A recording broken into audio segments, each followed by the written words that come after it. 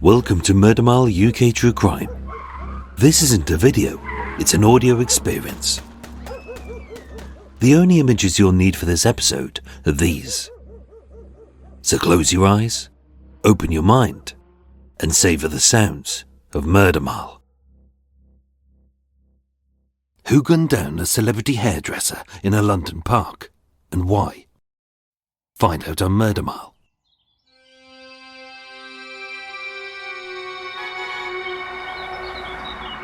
Today I'm standing on South Carriage Drive in Hyde Park, W2. A short walk south of the real reason for the killing of Constable Jack William Avery. A short dawdle west of the suicide pact of Gladys Wilson and her love-crazed Polish lover. The same road as the bloody Hyde Park bombing. And 1 street north of the deranged diplomat and his deadly obsession with feet. Coming soon to Murder Mile. South Carriage Drive is a quiet little cut-through running along the south side of Hyde Park. As used by taxi drivers when they can't be bothered to fleece the tourists by getting snarled up in traffic. Cyclists whose giant arses look like they've swallowed their saddles whole. And a bastard of joggers, yes, that's the collective noun, who do more stretching than running, more huffing than sprinting, more swigging of sports drinks than actual sweating. And whose bulge or crevice is as sweaty as a week-old sandwich left in the sun while wrapped in cling film, as they wheeze and stumble as a motivational app reassures them. Keep it up. You are great. No one thinks you are a twat. Lycra looks great on a 21-stone hippo. And although many are a heart attack waiting to happen, they aren't the only deaths on this stretch. On Monday the 9th of November 1970 at 8:40 a.m, 48-year-old celebrity hairdresser Andre Mizelas was driving his sports car to his Old Bond Street salon when, as he often did, he took a detour down South Carriage Drive to avoid the rush hour traffic at Hyde Park Corner. Within seconds, he was dead. But who would want to brutally murder a Mayfair hairstylist, and why? Was it a jealous rival, a business partner with a grudge, a case of mistaken identity, or a gangland hit over secret, dodgy dealings? My name is Michael, I'm your tour guide, and this is Murder Mile. Episode 330, The Slain Stylist.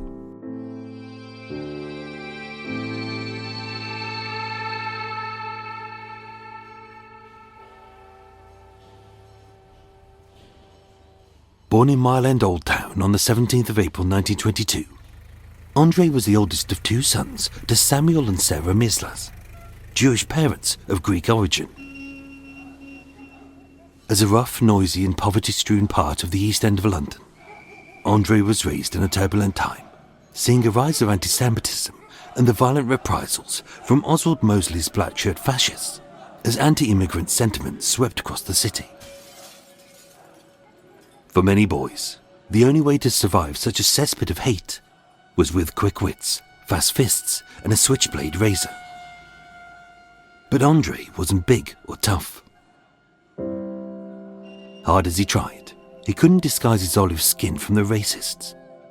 And even though he adopted Harry as his nickname, his surname of Mizelas summed him up perfectly, as it originated from the Yiddish word Mizel, which means small, but also little mouse. Andre was a little mouse in a big house full of hungry cats, but what he lacked in size, he gained in guts. On the 29th of March 1930, during the depth of the Great Depression, Andre's baby brother Bernie was born, and being 8 years his junior, although always his little brother, the two were inseparable. For years, the family had lived at 56 Clark Street in Stepney, a working-class district surrounded by the deafening thrum of factories and the choking belch of caustic smoke. As although dark and dirty, they knew that the only way to climb out of this poverty trap was if you had a skill. Sarah, his mother, was a seamstress. Samuel, his father, was a tailor's machinist, and always keen to better themselves. In the back room was a work table and a sewing machine where at night they always worked. and Andre learned his trade. Sat behind a spinning spool of thread and a bobbing needle, the small oval face of Andre sat for hours, his hair as neat as a pin, his suit immaculate, as he learned the value of professionalism and standards. In 1936 he left school, and with his father keen that he become a tailor like him and his father before him, he took the bold decision and told his father, "I want to be a hairdresser." Many fathers of that era would have poured scorn on such a feminine profession. But seeing his son's style, passion, and being several ranks higher than a common barber, Samuel not only supported his son, but he funded his apprenticeship to learn his craft at Le Jeune, a fancy stylist's in London's West End. His journey to fame and success had only just begun. Yet every day, he would fight to make it right. In 1948, during the post-war boom, while working at the exclusive Riche salon in Mayfair, Andre met a fellow stylist who worked at the Claridge's Hotel. Bernard Greenford was a small, dark and dapper man, born in Essex, and like Andre, having spent his childhood in London, many knew him only as Charlie. They were so alike it made sense to work together. Only Bernard later admitted, "I didn't have a passion. I was pushed into it. As a youth, I wanted to go to the South Sea Islands like Fiji, and signed up as a ship's hairdresser." He saw the world, served in the Navy, and like Andre, being medically discharged, he was earning an honest crust as a high-end stylist when the two friends decided to pool their savings and open their first ladies' hair salon at 20 Grafton Street in Mayfair. And Andre Bernard was born. It worked perfectly. As Andre was the creative, Bernard was the businessman, and with many wealthy women travelling across the country to have their hair teased by this fashion wunderkind. In 1953, Andre's younger brother Bernie, a man who he wholeheartedly trusted, began managing their expanding fleet of salons, as they opened in Liverpool, Wigan, Southport, Norwich, Chester and Bristol. In 1965, being a celebrity in his own right, Andre legally changed his middle name to Harry, and with his reputation growing far and wide. By 1967, being the height of the swinging 60s, business was so good that Andre Bernard went public, and as a limited company, they sold shares in their business.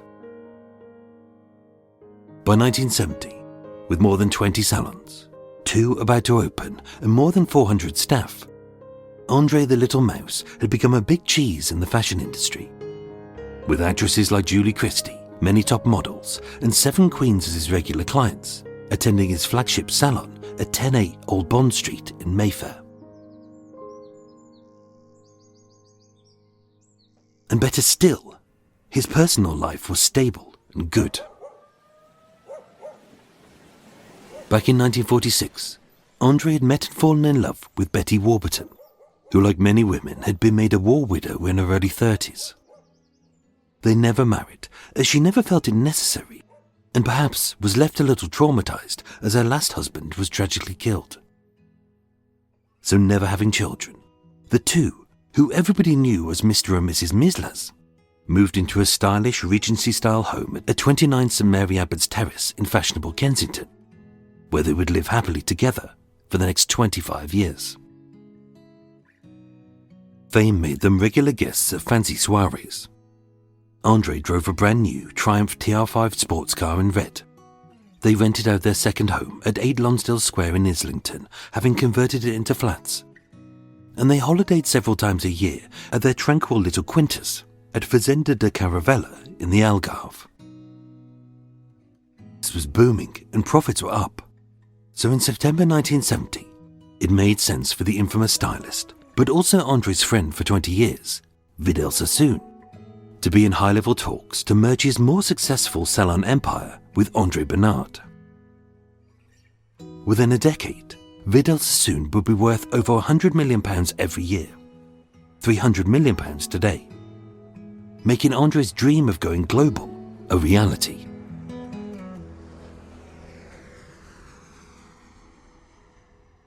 before the year had ended, Andre would be gunned down in what looked like a professional hit. But who would want a hairdresser with no known criminal connections dead? It was either someone who truly hated him, had mistaken him for someone else, or who would gain from his death. His brother Bernie said, "He knew lots of people, but didn't have many close friends." as being so focused on success, he could be quite blunt. Yet many of his rich clients truly loved him. In fact, one of them made him executor of their estate, as Doris Baker did in 1967, even though her husband was still alive. Mistaken identity was unlikely, as with his face often in the newspapers, being seen at a party draped over a famous actress. He was a name, he was known, and he drove a car which even today turned heads. As a boss, he became a success by being tough, determined, and as everybody knew, A man with an iron will in business affairs. If in his estimation, employees and executives let him down, they were out. and although hard, isn't that what you expect from a successful person? Being cold and ruthless. In October 1957, 17-year-old Sheila Kay refused to cut her shoulder-length black hair, and she was sacked as an apprentice at one of Andre's salons. He said she looked like The woman in the Keep Death Off the Road poster. It looked dirty, unkempt, out of shape. She sued him for wrongful dismissal and was awarded damages of £1.04, roughly 4 days' pay. She wasn't the first employee whose feathers he ruffled, but would a disgruntled stylist really hire a potential hitman to whack out their demanding boss? One unnamed associate said, He was smooth, well-dressed, and too sure of himself. I didn't like him. as even his own brother had to admit. He was extremely confident of himself. He lacked humanity and had a violent and sudden temper. In May 1968, the board of Andre Bernard Limited came to blows when Bernard Greenford sued Andre and their co-director, Dame Patricia Hornsby Smith, over a libel claim that Andre had said he was unfit to manage. In 1969, the matter was settled in court. Bernard left the company, but retained 15% of the business. Not bad for a man who never wanted to be a stylist. There was no obvious animosity between Bernard and Andre, as after 20 years, they drifted apart. But if Bernard hated Andre, wouldn't his revenge have been more brutal? As Andre died in a fast and efficient way, but if this was an emotionally charged killing, wouldn't he have beaten him to death? Bernard Greenford was married to Linda, Sybil Burton's half-sister, who was the actor Richard Burton's first wife. In the Richard Burton diaries, he states that in May 1969, Bernard was being squeezed out by his snake-in-the-grass partner, Andre, a sneaky, jumped-up jack of a fellow. and Burton had loaned the company substantial amounts when times were tight during their rapid expansion. But there was also talk that Bernard had quietly walked away from the business 3 years before, hence the libel. On Friday the 6th of November 1970, having come back from a holiday in the Algarve with Betty, Bernie and his brother's wife, word came through that, after 4 months of talks, the hotly anticipated merger with Vidal Sassoon had collapsed because of a difference of opinion between the two men. Described by an unnamed ex-associate as a Very tough but unhappy man. Bernie later recalled that weekend that Bernard had said, I think that sometime in the next year, I'll pass the business over to you. Perhaps then they'll leave me alone. Bernie was so shocked at the weariness of his brother's demeanour that he never asked who they were. And with Andre clearly worried about something or someone, the next time they saw each other, that fact had gone with him to his grave.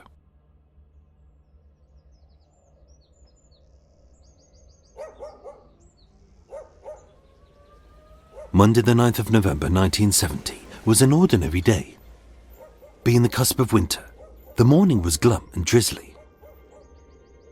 With the air still stinking of gunpowder after the flashbang of festivities of Guy Fawkes Night, many papers bemoaned the dangers of fireworks and bonfires. And the chatter on the street was of the loss from circulation of the 10-shilling note, the debut of the comedy series The Goodies that night, the troubles in Northern Ireland, the floods in Pakistan, and the rumblings in Ted Heath's government. At 8 a.m, as per usual, being a man of impeccable routine and timekeeping, Andre sat down to breakfast with his common-law wife Betty, enjoying orange juice, buttered toast, coffee, and a bowl of cereal. He was his normal self and in an okay mood as he kissed her goodbye. And at just before 8:30 a.m, again as per usual, in his very identifiable red Triumph TR5, he left his home at 29 St Mary Abbot Terrace.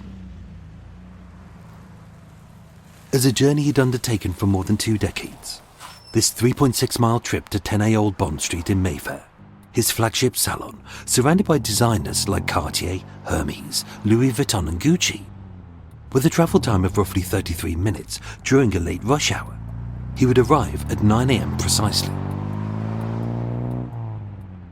That morning, he took his usual route.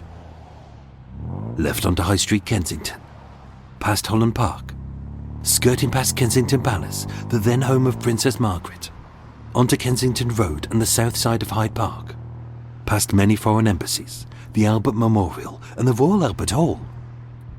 And at the junction of Exhibition Road, he turned left into Alexandra Gate as he entered Hyde Park. The time was just after 8:40 a.m, and to avoid the snarl-up of traffic on Hyde Park Corner, after 1.4 miles and roughly 15 minutes, he turned right onto South Carriage Drive, heading east towards Park Lane. Andre Mizelas, the celebrity hairstylist, was seconds from being murdered. But why, and who by? At about 8:42 a.m, Andre's TR5 trundled down South Carriage Drive at a slow but steady pace. It was daytime, during rush hour. He was surrounded by cars, bicycles, and strolling commuters in the heart of a major metropolitan city. And proceeding on a long straight road lined with trees and bushes on both sides. As he passed the Bowling Green to his left, it was then that his killer made an appearance. A cyclist behind the TR5 recalled, "A man stepped out from the bushes to flag down the car. He stopped so suddenly that I had to brake to avoid crashing into it." And with the car's near side wheels 2 feet from the curb, it was parked so badly that cars had to steer to avoid it. Yet the killing, nobody saw or heard. Craning down as the TR5 was barely 4 foot high, with a .22 or .25 caliber pocket pistol, maybe a Beretta 950, a Raven P25 or a Colt Jr., the killer had leaned in and fired from a distance of just 4 inches from the inside of the open passenger's door, shooting Andre twice in his left forehead and temple. Police initially thought that the gun had a silencer, as none of the cars or pedestrians who were passing heard a shot. But ballistics proved that the car's interior had muffled the bangs. Maybe many had mistaken it for a car backfiring. There was barely a flash, and the traffic sounds had eliminated any raised voices. Anyone passing may have thought that this was merely 2 men engaged in a conversation, and not that a killing had taken place. Which is why nobody came to Andre's aid or saw the killer flee. For 40 minutes, the TR5 sat badly parked on South Carriage Drive, with its engine on and doors shut. Nobody stopped to see if the driver was okay, as with Andre slumped over the passenger seat, many motorists and passengers who were engaged in their own affairs may have assumed that the car was abandoned and empty. But it was an assumption which let a killer walk free and evidence to vanish.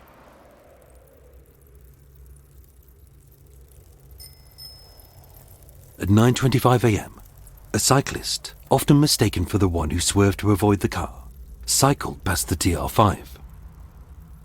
Caroline Scarlett, an assistant librarian from West Kensington who was heading to Portman Square, recalled thinking that it looked strange. I rode on for about 5 yards. I looked through the windscreen. I saw a man slumped in the driver's seat. My first impression was that he'd fallen asleep, so I cycled on.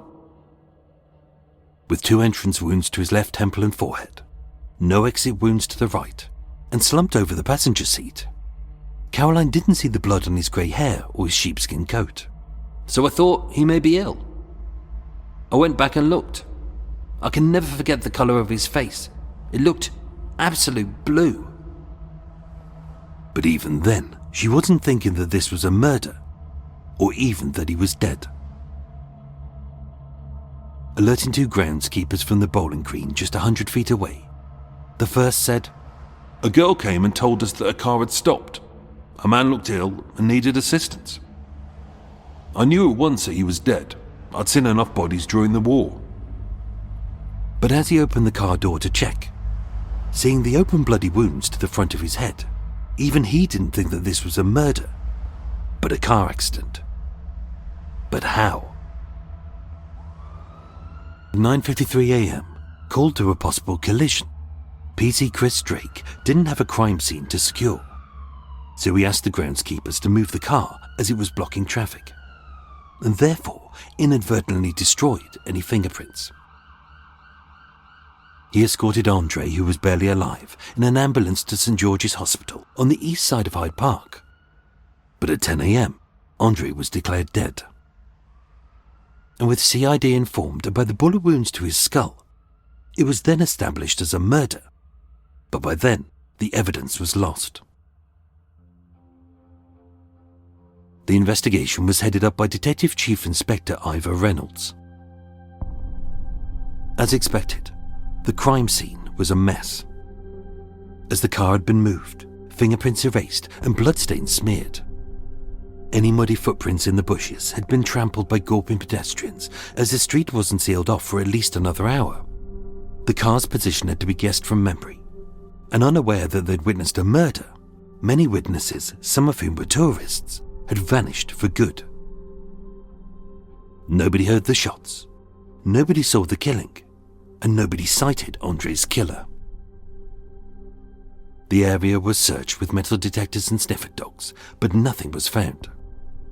Thousands of people were questioned at roadblocks in Hyde Park, with Andre's TR5 in its original position, with a sign on top which read, "You must have seen this car," but very few could recall it. And with the Serpentine being searched by divers, no gun matching the killers was found. So all forensics had were 2 crushed bullets from the inside of Andre's skull, but no shell casings. It wasn't a suicide, and as a murder, it made very little sense. If this was a carjacking, why hadn't they stolen his sports car? If this was a robbery, why hadn't they taken his wallet, his gold watch, his rings and his briefcase? If this was a grudge attack, why did the autopsy find no marks of violence or a struggle? If this was a premeditated murder, why had they killed him in broad daylight, during rush hour, and on a busy road where the police estimated that at least 50 cars pass every minute, let alone pedestrians and cyclists? And why kill him here, rather than behind the door of his home, on his street, which was in an unlit isolated terrace, or in his own office? Appealing for witnesses, a 9-minute reconstruction was transmitted on LWT's crime show, Police 5, a precursor to the BBC's Crime Watch as hosted by Shaw Taylor.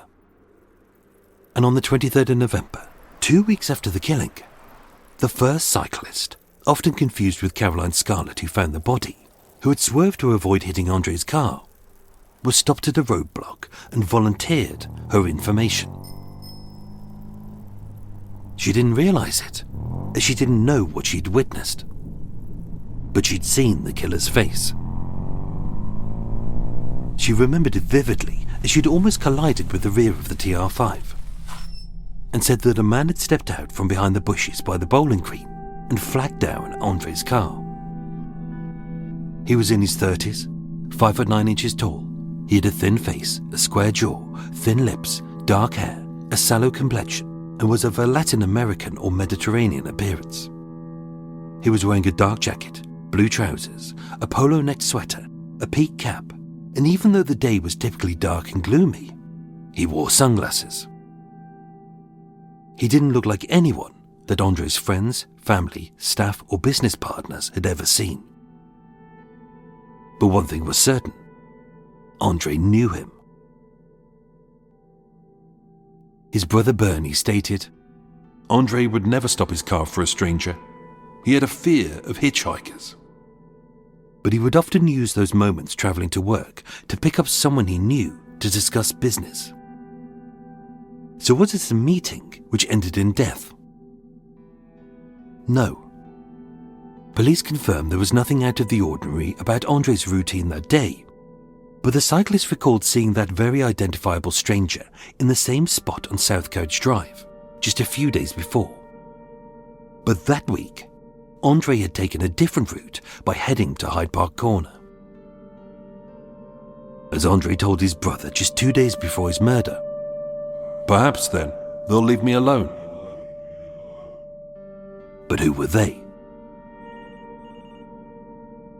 A clue came in a meeting which never took place.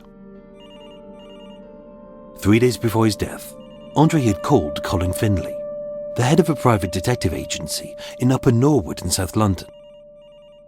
Colin said, Andre told me he wanted strict surveillance put on 2 people. He was calm and relaxed. He didn't appear frightened or upset. I said it wasn't wise to discuss the matter over the telephone and said we should arrange to meet and talk it over fully. In the end, he agreed to telephone me On the day he was murdered, so that we could meet sometime later in the day. Obviously, I now realise that it is a good possibility that his death is strongly connected with the 2 people he wanted me to observe. Andre never said their names or alluded to their occupations. But who were they? As clearly they must have benefited from his killing. Everyone who had worked for him was questioned and ruled out.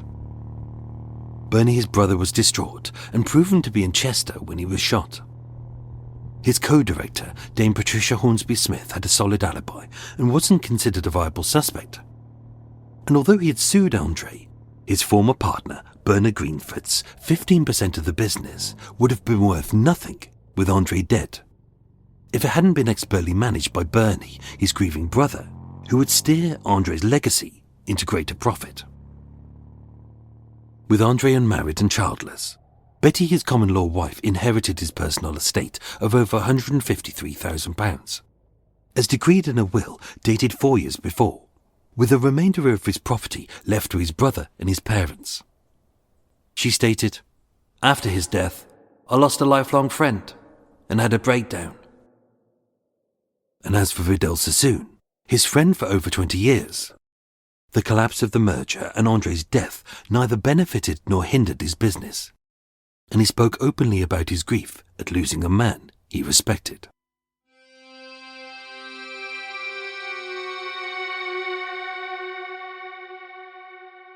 Being short on facts and desperate to print any old twaddle, the tabloid press came up with a raft of silly theories which DCS Reynolds said held no weight, all of which only muddled the investigation.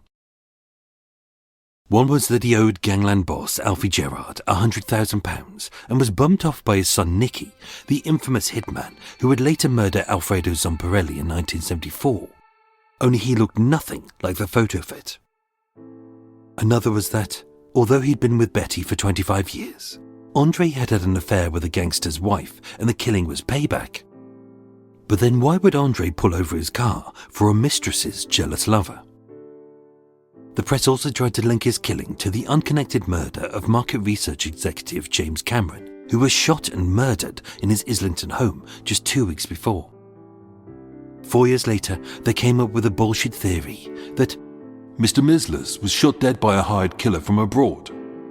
The killer arrived in London, went to a safe deposit box in the West End Hotel where the gun and fee was waiting.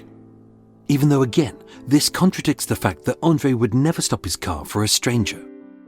And by driving a high-end sports car, He could easily have sped away down this very straight road if he felt threatened.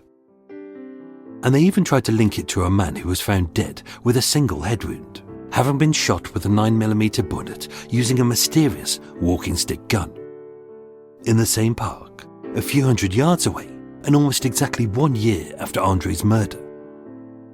But this was later ruled as a tragic accident. On the 24th of March 1971, at Westminster Coroner's Court, DCS Ivor Reynolds, who had headed up the investigation, stated that with no arrests made, and more importantly, no motive, At this point of time, we have no valid suspect.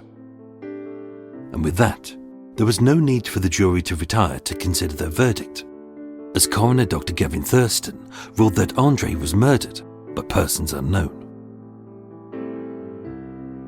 Andre was buried on the 3rd of February 1971 at Bushy Jewish Cemetery, and with it all still a mystery as to who he had asked the private detective to keep surveillance on, and why. The case remains a mystery.